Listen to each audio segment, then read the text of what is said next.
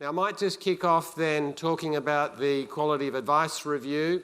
And let me ask a question. We're going to do this on a show of hands. What we're going to do today is we're going to do this as a small group. We've got the mic so we can get people to ask questions at different points along the way. So we're really looking for your feedback as we go. But a question to start with, who was happy with the first announcement on the QAR draft legislative reforms? All right, invariably I have to ask the other question, who was unhappy? All right, I think there's a fairly solid majority there of people who are unhappy. But what I want to do is provide a little bit of context about where we've come and what the journey is still from this point. I'm going to start by giving a little bit of insight into the process so far. A lot of people get really frustrated about how slowly things move.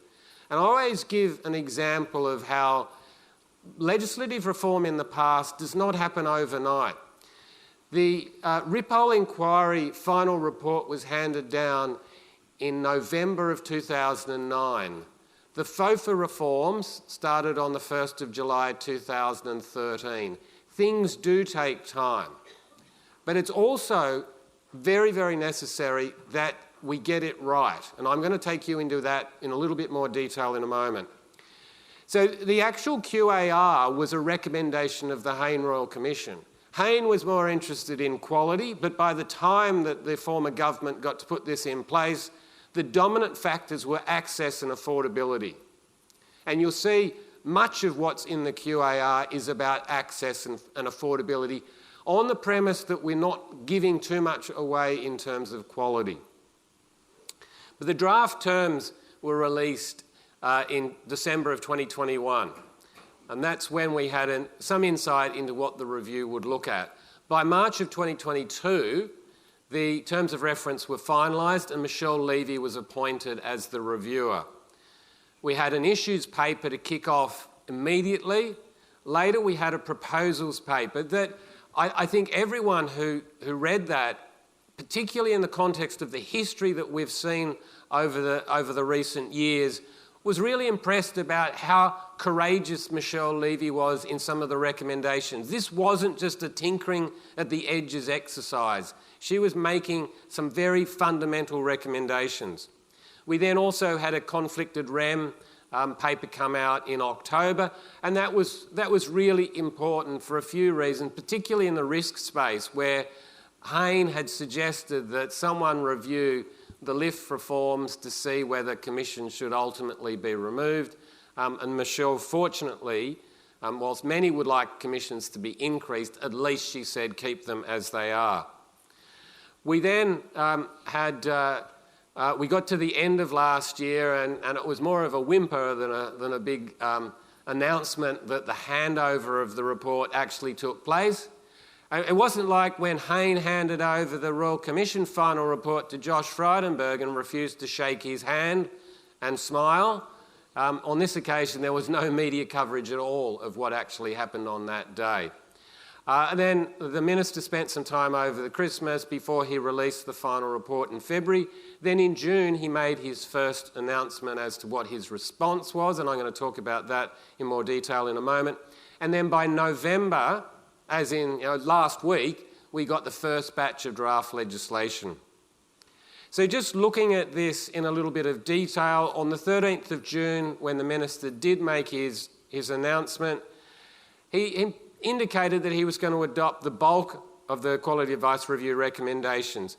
In his announcement, he talked to aims to address high cost of advice, better protect consumers. I mean, we think that consumers are very well protected already. Bolster ethical standards. Well, I'm not sure there's too much more that can happen in that space. But he wanted to also look at how to enable people to get access to helpful information. And there was a really strong focus on retirement and the quality of life in retirement. A lot of what's been driving this response is that recognition that so many Australians retire without access to advice. So many Australians leave their money in accumulation phase when they could be putting it into pension phase and get a significantly better tax outcome. The summary was, of the 22 recommendations, the government will adopt 14 of those recommendations in full or in principle. And in some of the ones around in principle are things like the SOA recommendation, where he hasn't fully accepted what Michelle Levy said, but he was supportive of it in principle in terms of the direction that it was heading. Now, as framed as three streams. The first stream was about quick wins, and that's obviously the one that we are most excited about. The second one is about better access to advice through superannuation. The third one is about better access to advice through other pathways, including banks and insurers potentially, and some other stuff that he wanted to see sorted out. Now, I'm quickly going to focus on where we've got to in terms of the announcements on Stream 1. And this slide shows what was in the 13 June announcement versus what was in the 14 November draft legislation. There was one that was brought forward from Stream 2 into Stream 1, and that's about certainty that super funds can pay fees to advisors, and it addresses the tax considerations of it. I don't think it changes anything fundamental, but it does put in place certainty in the law. The second one I've got up there is consolidating 3 fee documents into one. Now, I think that the really big win there is the removal of fee disclosure statements, but as Sarah said yesterday, we're very conscious that maybe half of the advisor population has already moved on to annual agreements, so getting rid of fee disclosure statements is not as critical. You may still want to go back onto ongoing fee arrangements because you have 150 days after the anniversary to get the new arrangement in place. It means that you don't have to get it done precisely on the 12 months or before the end of the 12 months. You have more time. Fee consent is the thing that's really, I guess, outstanding in this one, and we've got more work that we'll be doing to talk about how the process can be more efficient, whether that's standardised mandatory consent forms or whether it's better use of automation to achieve client consent. Allowing more flexibility with FSGs was part of the package that was released last week. Now, there were 2 key things that weren't part of the package. Now, we were not surprised. We knew in advance that the removal of the best interest duty wouldn't be part of that package. We've been part of consultation that's been ongoing since June. And I'll talk more about why there's a hold-up with that part, but it is really important that it happens soon and we have the certainty that we need. And equally, I think the one that was probably most disappointing and what led to most hands being up for dissatisfied with the package was the fact that the reduction in advice documentation wasn't part of it. Life insurance and client consent was part of this package, so that locks away the issue around review of the LIF commissions. Consent from life insurance clients is nothing new. It is not new because you already do it by getting them to sign the authority to proceed. It is a once-off. You don't need to provide the consent to the life insurer. And you hold that consent even when you sell the business. So the new owner of the business can rely upon that consent. And there are a bunch of other relatively minor conflicted REM changes that were also part of this package and will be, I guess, locked away. Now, I want to talk to you about the complications and why this package didn't include, for example, the removal of the best interest duty safe harbour, and why it didn't include advice documentation. And on this, we've summarised what are the 5 key outstanding issues. The government has not said that they are happy to go with a good advice duty. Now, the good advice duty, as it was framed by Michelle Levy, provided a form of an objective measure to demonstrate compliance with the best interest duty. It was a test to make sure that you had followed a certain process. The really big issue that's outstanding here is if we take away the safe harbour, how do advisors and licensees have confidence that the advice will comply with the best interest duty? We don't want a situation when ASIC might come along 2 years from now or through the courts somehow, and that is the actions the advisor has taken is put into question. We want you to be able to rely upon the fact that you had demonstrated professional judgment. So we need a level of certainty. And we need to make sure that ASIC are part of this process and AFCA are part of the process. Because at the end of the day, removing the best interest duty is only going to be meaningful if you have confidence in how you deliver advice as efficiently as possible.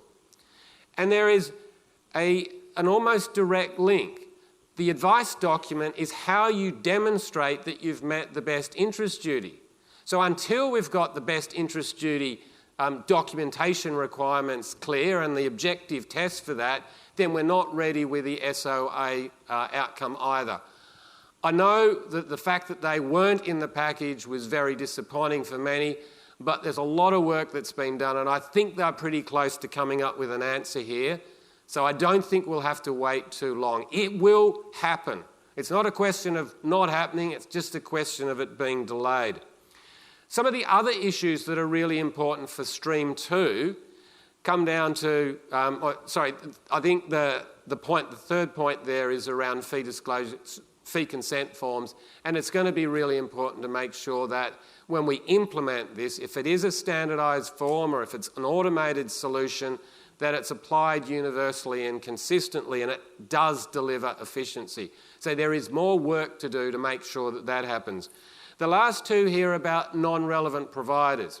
And I know this is a fairly controversial subject, and it has been one that we've actively engaged on the whole way along. So it's really important that we have certainty as to what type of advice they may be able to provide and what education standards apply to them.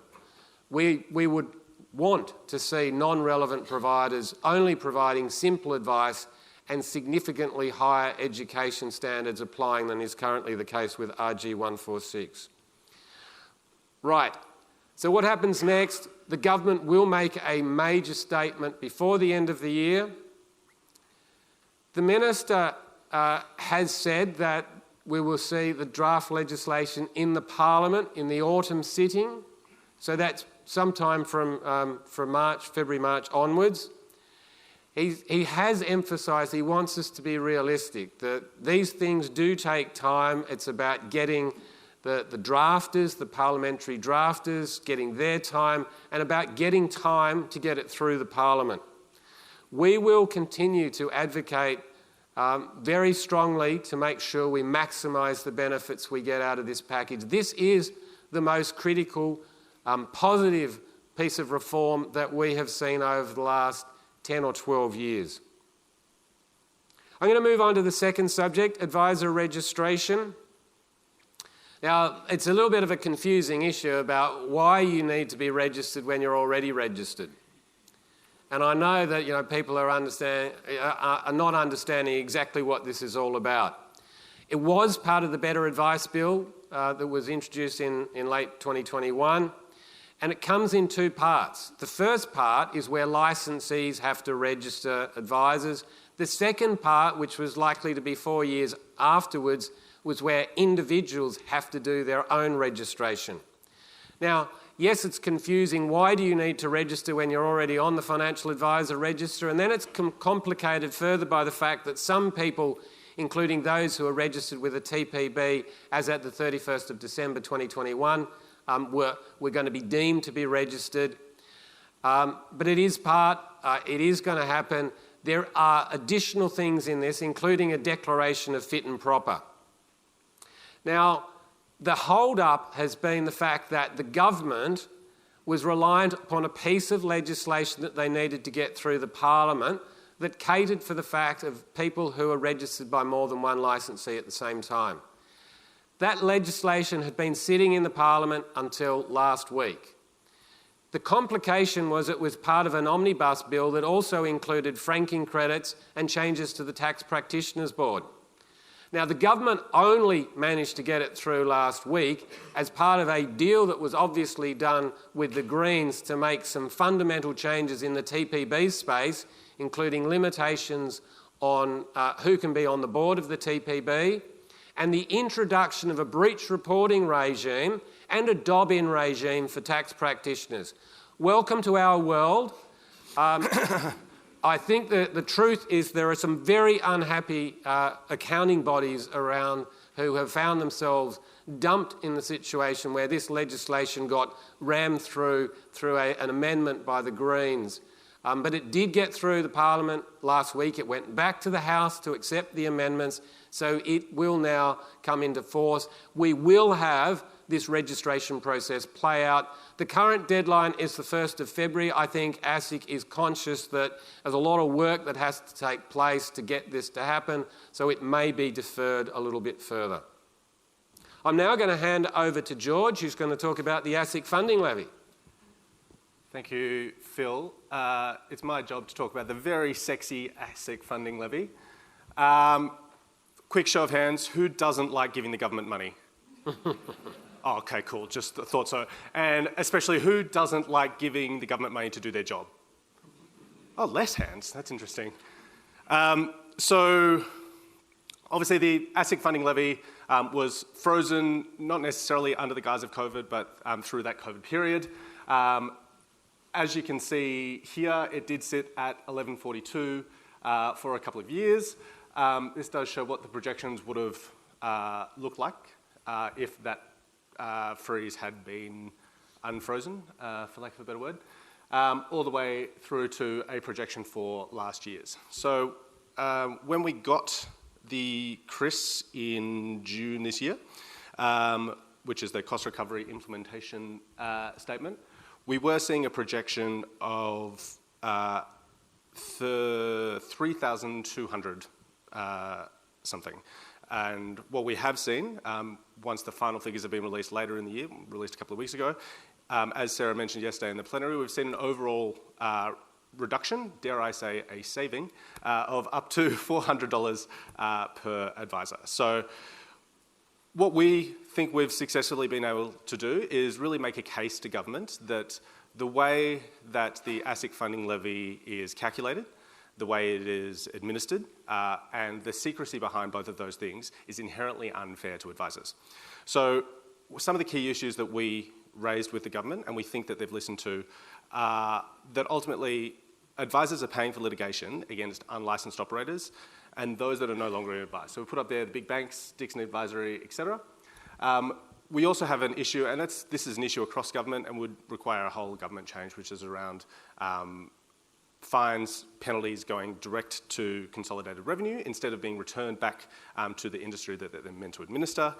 And in a more niche issue, we are one of the only sectors that pays an industry sector fee that also pays for our own disciplinary body. So those related to auditors, liquidators, all of those administration fees are picked up by the government, whereas our profession pays for our own.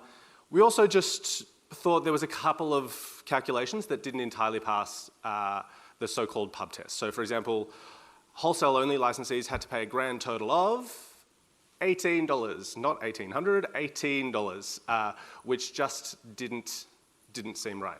And ultimately, we think the most successful argument that we've made over the last few months when speaking to government is that this lack of transparency about the way that the ASIC funding levy is calculated breeds a lack of trust in ASIC. And we as a profession need to be able to say that we have trust in ASIC insofar as we trust the way that we're administered, we trust the way that things are enforced right across the profession. And the secrecy around this calculation does not help us to be able to do that. We as an association, we as an organisation cannot hand on heart say that we trust the way that this has been calculated, and we think that that is damaging for the entirety of the profession and by extent damaging to financial services more broadly. So for those with an accounting bent in the room, the magical advice levy formula is total financial advice cost equals licensee cost times licensee numbers plus advisor cost times advisor numbers. Following? Yeah, I'm getting some nods, that's okay. And then the advisor cost is below, so the above divided by the advisor numbers. So as I said, the June estimate, the total enforcement costs came to $55 million, which would have led to 3,217.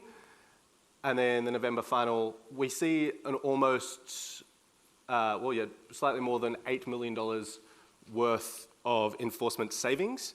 We don't know where that $8 million has gone, and that's one of the things that we want more clarity about is if there was $8 million spent in June, why was the $8 million not spent in November? We're not complaining about there being $8 million not spent, but it does speak to some of the problems that we have with the calculation, which is where can $8 million just disappear to without there being any oversight of how that's administered? Which has led us to a final ASIC funding levy of $2,818. And the invoices will be in the mail sometime in January. Phil, I'll pass back to you. Thank you. Yeah, we've obviously put a lot of focus on the ASIC funding levy, and we will continue to do that because it is a very material cost, and it will be compounded by the fact there'll be a CSLR levy that comes into play. I'll come to that in a moment. Professional standards. It's been a big year for change in this space. We've seen the addition of the experienced advisor pathway. We think there is a little more to come. But I want to just quickly take you back through the journey. The professional standards legislation was put in place in February of 2017. At the time, the exam deadline was the 1st of January 2021, and the education deadline was the 1st of January 2024. We're very close to that original deadline of the 1st of January 2024. However, advocacy that took place at that time was about getting a sensible extension. And we managed to achieve this. It was announced by the government in August of 2019. The exam deadline went back 12 months. The education deadline went back 24 months. What we then had in the Better Advice Bill that came in October of 2021 was the opportunity for those people who had sat the exam at least twice to have a further deferral of 9 months before they needed to pass the exam. So you can see there's been change along the way. The other thing that the government has made happen, which they first announced in opposition in December of 2021, was the experienced advisor pathway. Now, I think the practical reality was that the government observed what had happened to advisor numbers. And as you can see in this diagram, advisor numbers had significantly declined. 46% is how Sarah articulated it yesterday. And if it wasn't for the experienced advisor pathway, we could have expected those numbers to have gone even further south. Now, there were various predictions of 12,000. There are some people who say we've probably got 3,000 people on the register who don't provide advice anyway, because they're in management type roles or they're in compliance roles. So the reality was that we could have seen advisor numbers probably go as low as 10,000. So the government has made the decision that an experienced advisor pathway is a solution to ensure that we don't run further decline. You know, I think the intervention there will probably mean that we will save 2,000 to 3,000 advisors who might have otherwise left. So yes, that has been the key thing that's happened this year. It got put into the Parliament in June, passed in September, royal assent, which is a formal process that happens in our government. It is now law. So anyone who has more than 10 years' experience between the 1st of January 2007 and the 31st of December 2021 has a clean track record. Provided they have passed the exam by the deadline date, they will now be able to continue beyond the 1st of January 2026 without needing to do any further study. Now, obviously, we've consulted broadly on this. We had slightly different positions. We thought that there should have been a threshold or at least a sunset provision, and there should have been a minimum requirement to do the Code of Ethics subject. The government has chosen to continue with their commitment that they made as an election promise and delivered. Now, I think what is really important is we have to all come together and say, well, this is the outcome. We're going to support this outcome. We're going to support all the advisors that stay part of this important profession. Now, I know across the spectrum there are people who have missed out and don't qualify for this criteria. The government is not going to change the experienced advisor pathway. The option we have in front of us is to advocate for better recognition of prior learning and experience for those people who don't qualify.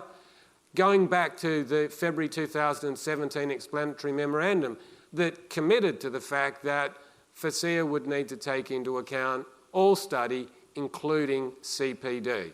So there is still a means of getting change in that space. Final thing on education is that the government is open to greater flexibility for new entrants. At the moment, we have a limited number of universities that are providing courses, and more recently, some of those universities have pulled out of providing financial advice education. We are in consultation more broadly with the profession as to how we deliver a solution that doesn't lower the standards, but it makes it more flexible. It makes it possible for people to have gone through the group of 8, the sandstone universities in this country, who don't at the moment offer financial advice education. So if you went to Sydney Uni, Melbourne University, Adelaide Uni, you can't qualify to be a financial advisor at the moment. We have to find a solution that gives greater flexibility. Otherwise, we're not going to be able to rebuild advisor numbers. Now, the last thing that I'm going to talk about is the compensation scheme of last resort. Who's happy about the compensation scheme of last resort? Good, we've got one.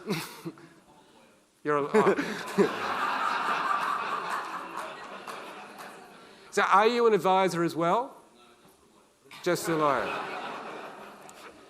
I think transparency is important, and he's very transparent with us. Okay, other than the one lawyer we have who's a big fan of CSLR, everyone else isn't. And there's a good reason for that. Look, I think it's probably reasonable as a profession that we argue that those people who have been subject of wrongdoing and they've had a judgment given to them in their favour, that they may actually get paid that money. The problem is someone has to pay. At the end of the Royal Commission, it was the government that stepped in to pay outstanding unpaid determinations. And I'm going to talk to you about who's going to pay going forward. The whole concept of a CSLR was an outcome of the Ramsay Review that released their final report in September of 2017. And they were very clear in saying that this should be about financial advice failures. The reality is, to that point, most of the unpaid determinations related to advice. But I think we've seen a bit of a tick up in unpaid determinations by managed investment schemes. But at that point, most of the history was in financial advice. The government didn't choose to legislate in 2017 or 2018. Ultimately, they decided that this would be something that would be dealt with by the Royal Commission, and Hayne did come out and he did say that he supported what the Ramsay Review had recommended. He did recommend putting a compensation scheme of last resort in place.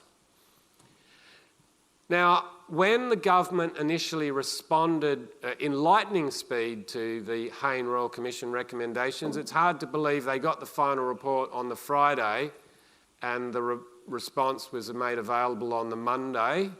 I think that shows a sign of the political necessity to deal with that issue, just as we've seen this year with the PwC scandal. The Parliament absolutely feels the need to take action, and that's why we saw what happened last week with the TPB. We will see more action happening in that space. The Parliament is very worked up about the PwC issue, and for accountants here, I'm sorry about that. They put out a response. So in February of 2019, they said they wanted to extend it beyond disputes in relation to personal financial advice. And we went into a period of consultation and it looked like it would be much broader. I think the advice from Treasury at the time was just be careful what you're putting in place here. And ultimately, the scope that was defined was with respect to credit activity, And this is mostly mortgage brokers because not too many loan providers go bankrupt, and in any case the clients have already got the money, so it's got nothing to give back. Financial product advice, which is the dominant part of the regime, and then securities dealers. So it is a very narrow scheme. Now, there was a series of consultations that took place, including looking at the Sterling matter that was such a big issue in Western Australia, and reflecting back on some of the other things that had happened. So when the ALP were in opposition, they said the CSLR should include managed investment schemes. However, when they came to government, they probably got advice from Treasury and they went back to the narrower version of the scheme. This was the one outstanding piece of Royal Commission reform that took forever to get through the Parliament. It was introduced by the former government, then the new government introduced it again, and they introduced it into the Parliament on the 8th of September 2022. And that is a really important date that I'm going to talk about in a moment. So it's now been legislated, it is in place, it will start on the 1st of April of next year. What we always really worried about was a black swan event. And we got a black swan event with the demise of Dixon Advisory, where the parent company walked away from the subsidiary and said, we'll leave this to the liquidator.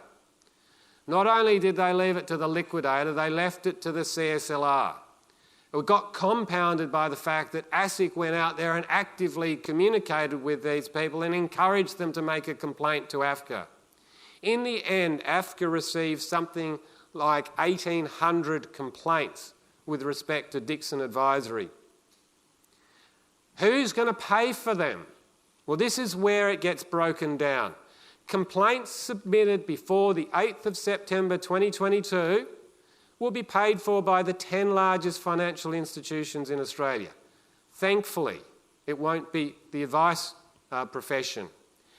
Treasury, responding to a Senate estimates question, said that's probably in the vicinity of $230 million.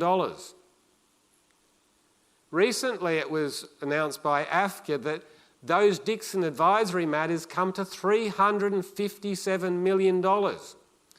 Now, what's really important is the next part. Those complaints that were submitted from the 8th of September onwards, because Treasury has also said that if they are finalised and paid out before the 30th of June next year, the government will pay. If they are not finalised by then, the advice profession will pay. Now, we don't know the precise numbers on this, but we have reason to be concerned that we could see another fairly material amount end up being charged to the advice profession. So we certainly want to see AFCA finish those matters as soon as possible, but we will not know exactly how this is going to play out for a little time. Now, we might just pause it there. Are there any questions on the policy update before we move to the policy platform renewal? We might maybe ask, James Ford. It's no surprise, is it, Phil? So a question about the ASIC funding levy. In 2017, it cost, I think, 25 million, 26 million. Yeah. In 2023, we've got 46% of the number of advisors, but the cost is double. How on earth do ASIC justify that? Don't blame George. I'm just astonished. Yeah, and this speaks to one of our frustrations, right, is we, in all of our bilateral meetings with ASIC, we routinely ask for more information about the calculation. We ask for more information. That those questions have been asked through Senate estimates. Those questions have been asked through Freedom of Information requests. And ASIC, to their credit, or discredit, I suppose, always hide behind they can't comment on ongoing cases. They can't comment on ongoing matters as far as they see fit.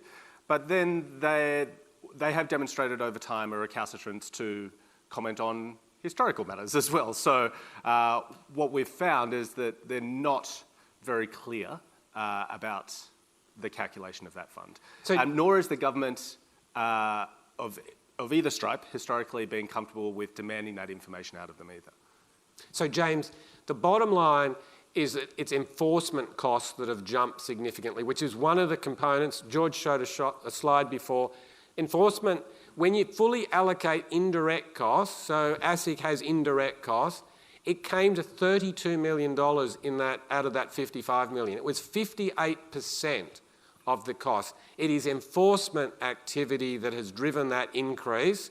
Initially, it was in response to the Hayne Royal Commission and the litigation that ASIC pursued as a result of that.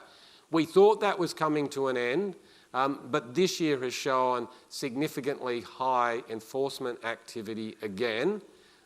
We would like to see that, that number is significantly reduced. The problem is we have no visibility of it. We get one number. Look, I think we love lawyers in this space, and there's a few other lawyers here in the room, so I'll be nice to them. Question on CSLR. What is going James, the microphone. Oh, sorry. And sorry, we'll have to move on after this. Yeah, sure. Question on CSLR. What is going to be the process to ensure that once this scheme's in place, you don't get a licensee who goes, oh, CSLR, that's our insurance policy, we just won't pay? What is there going to be what mechanism is there going to be to try and make sure that claims for CSLR are kept to an understandable and reasonable minimum? Yeah. So the controls within the regime are such that there is a cap on any individual sector will not pay more than $20 million unless the minister approves it to go over. And there is an overall cap of $250 million. So it will only, if we get another black swan event, I think in an ordinary year, and the history that we have since EDR schemes has been in place, we haven't seen anything like Dixon Advisory. And we hope we don't get to see anything like that going forward. But should we, then there are the controls that will kick in. If it's over 20 million, the minister could choose not to pass it on, or could choose to use a broader base of contributors to help with the cost of it. But there are no absolute controls, and we live in fear of another black swan event. I'm going to stop there and pass over to George, who's going to...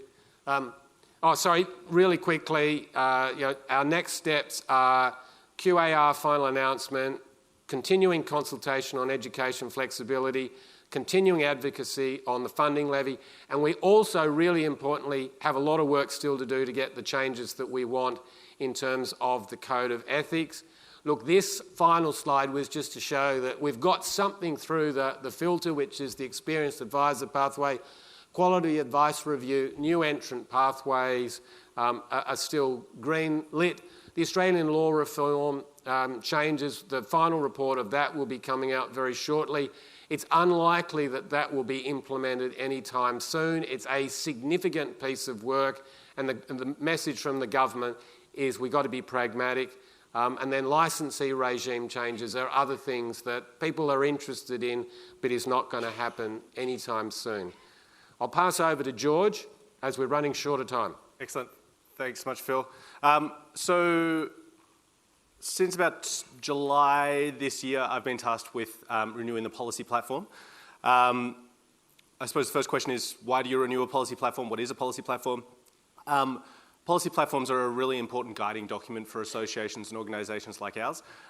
They kind of direct or dictate where we place our advocacy efforts right across the organisation, and how we engage with regulators, how we engage with government, and is a really good temperature check of where members' interests and passions lie. So obviously with the merger of the FPA and the AFA, we did have to develop one singular document. The FPA policy platform had not been renewed, I think, since 2017. I think the AFA policy platform was around the same time. Secondly, we'd also been quite successful. So the Heritage associations had ticked a lot of those items off their list, and so we naturally had to renew and set ourselves new targets, new goals, new objectives. We're also dealing in what is a new paradigm. So obviously with the election of the Albanese government next year, that's basically a clean slate in terms of priorities for the government. One of the fun things about government is that when the government changes, everything old is new again, and that you basically have to start all of the conversations again.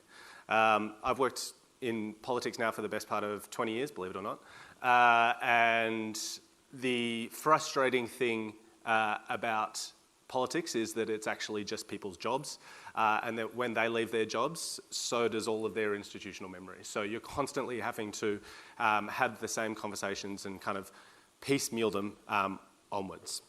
And that's exactly what we've seen with the election of the Albanese government.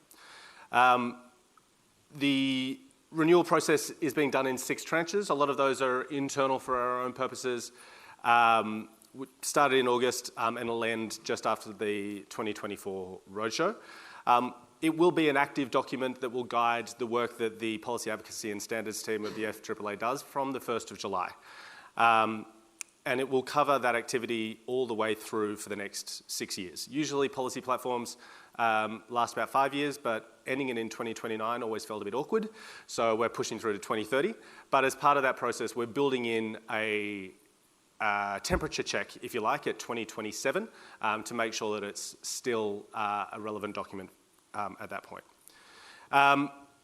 So just in a few boring numbers, who responded to the policy platform renewal survey that was sent out to every member? Oh, love your work. Gold star, top of the class for those with their hands in the air. Everyone else, I don't know what you were doing. But we got some fantastic responses. We got 305 responses across the membership, which is pretty fantastic.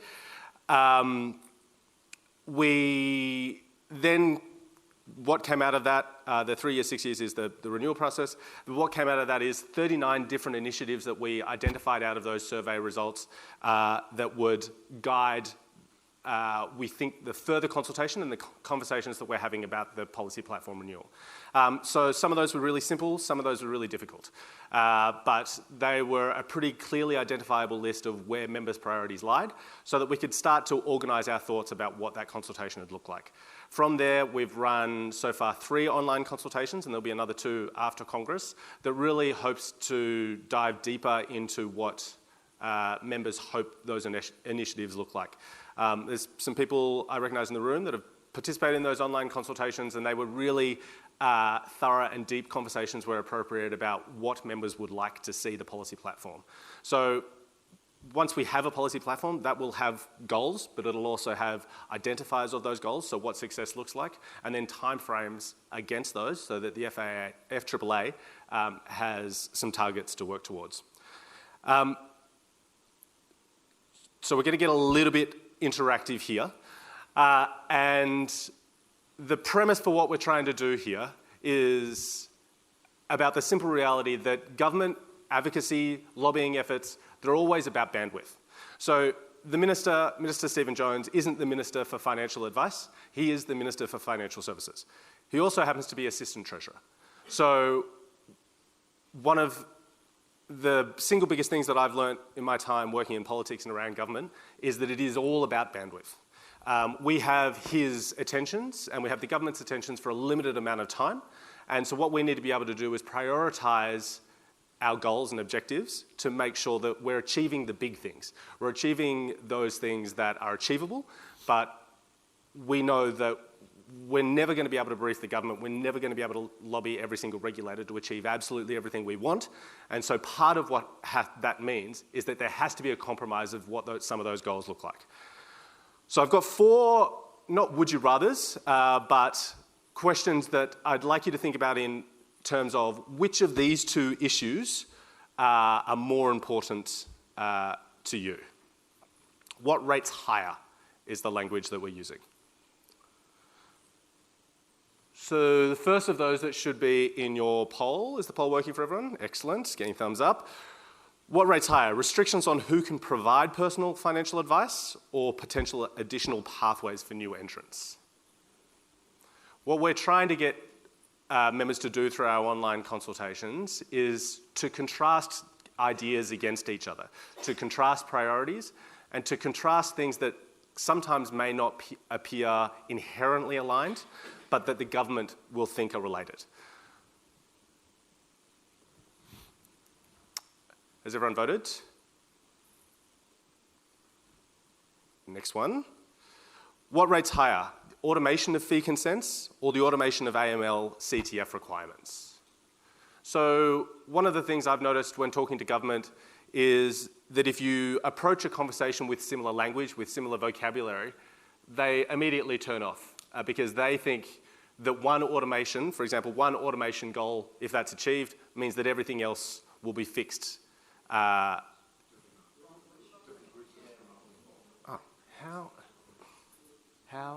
dare they? Okay, skip that one. We'll go to this one. You can answer that one if you like, but we'll skip to the next one, which is this automation one. And then I will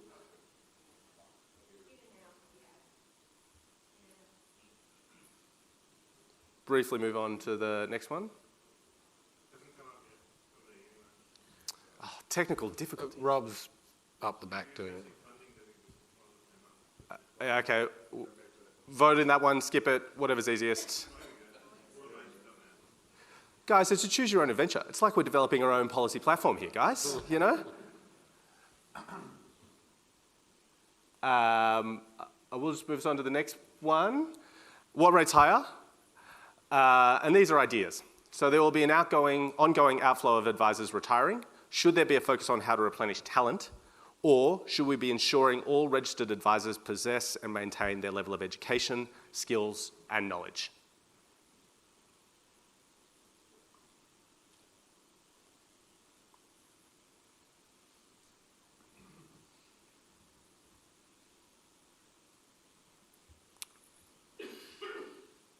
And the final one.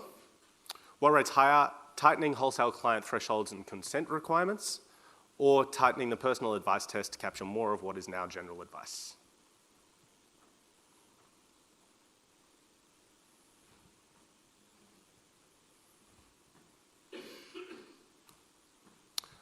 So I think at my count, 112 people that seated in this room, you've just contributed to the renewal of the policy platform.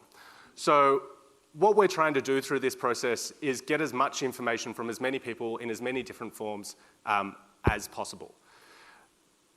The model that we're proposing for reform asks some simple questions, but we really want this to be a members-led solution to what the future of the profession looked like.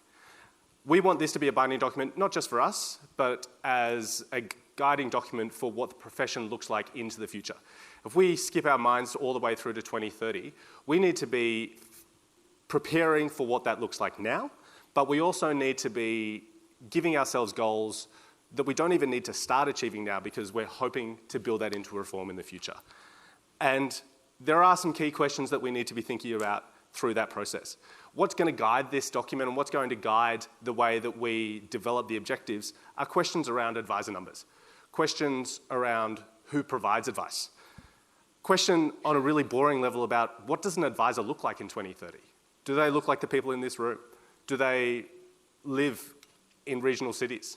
Do they advise a smaller or a larger number of clients than what they do now? And the fourth question is a genuine question around the FAA's capacity to advocate for that change. What does that look like? How can we as an association be better prepared for the changing conversations that government, regulators, and our parliamentarians of every single stripe, how are the conversations that they're going to be having with their constituents contribute to the way that we have those conversations? I did just want to pull out a couple of things that the members have said themselves. What we've found is that the members in that survey were very direct about what they wanted. This is a flavour of some of the things that they've said, but the full gamut of everything that they commented on was pretty astounding. That's why we thought we would walk away with probably about 17 different initiatives to focus on. And so when we came up with 39, we were shocked about where some of our blind spots had been. So we had initially, back of the envelope, identified a few categories, but one of the categories that we hadn't even thought about was the ongoing professionalisation of financial advice, and how do we make sure that an advisor that you hire in the year 2030 is better than the advisor that a client would go to today. And already out of those consultations and out of that survey, we know a few things. So we know that for members and for people sitting in this room, professionalism is their highest priority. The conversations that we're having preface the idea that any advisor that you go to should be the best advisor fit for you. We've spoken a lot in our online consultations about specialisation as well, and I think that that's a really emerging theme for how this profession wants to see itself. And more members want to serve more consumers. And so that looks like, obviously, all of those things around advice documents, but also just about making the daily job of an advisor easier. And then what we're also hearing out of that consultation is that achievable goals make for more likely policy successes. So our members want us to be able to look back in 2030 and walk them through what the history of success looks like at that point. And so we're going to develop a series of goals that can be easily understood, easily achieved, and then easily worked upon working into the future. It's a big task. It's one that I think all of our members are quite enthusiastic about. I've had lots of conversations both today and yesterday with people that submitted online survey result forms. I've been part of the online consultations, and the enthusiasm for wanting to make sure that this document works for the association is very high. And it's a task that I think our team is very excited about delivering. Was there any questions about the policy platform renewal process? Oh, thanks. That's great. I explained it perfectly. That's what we like to hear. No, we've run out of time. It's fine. But thanks. Go back and vote. If you can, go back and vote it. I think that's us done. Phil and I obviously will be around. We're at the speakers session later as well. But especially on that policy platform renewal, if you did have any thoughts or any questions, there will be other opportunities for you to engage in that policy platform renewal online through FAAA Community, and then at various online consultations all the way up to Roadshow. Sorry, you answered the questions on the Q&A? Oh, the poll results, you mean? Or you asking questions through the app? Questions on the Q&A, when do they get answered? They can be answered probably if you want to come and see Phil and George at the stands in the interim. They'll be able to answer those questions for you there. Post them on the app later? Yeah, we can answer them, or we can post those results online. Yep.